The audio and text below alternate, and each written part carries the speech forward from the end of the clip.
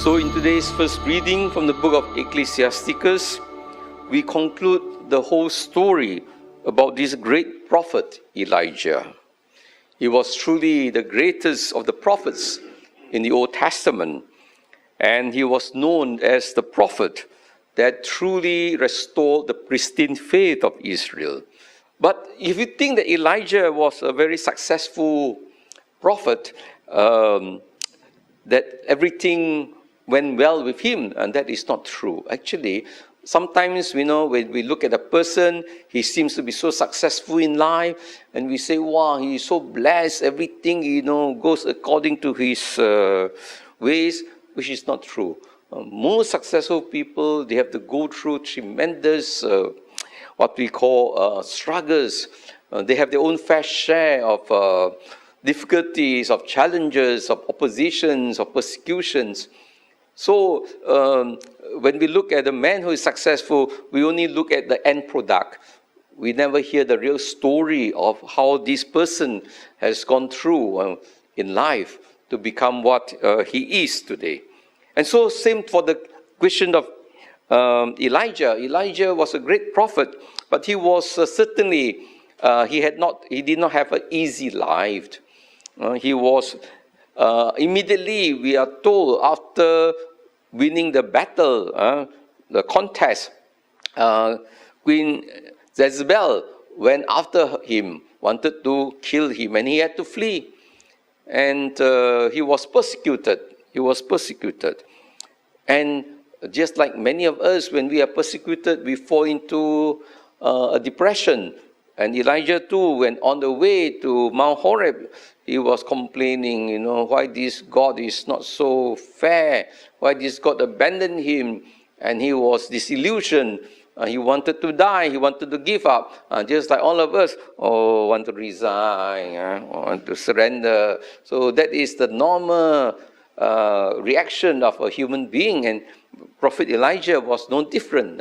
When he was facing all those challenges, he thought also, Lord, he said, please take away my life. I have enough. I think the most embarrassing or humiliating thing for Prophet Elijah was that God said, you anoint Elisha to succeed you.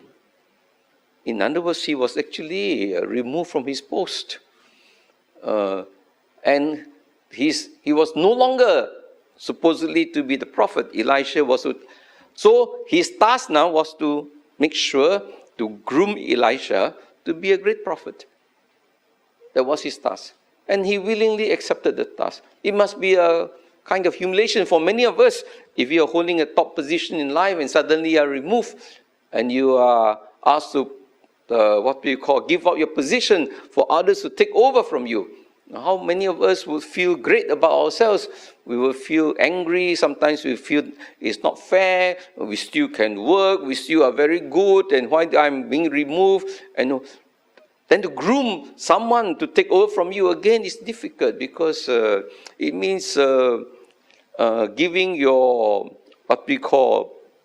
your skills, your knowledge to pass to someone else, and you will be eventually put aside. Who would want to do that? So we can see Elijah had to struggle very much, even while he served the Lord.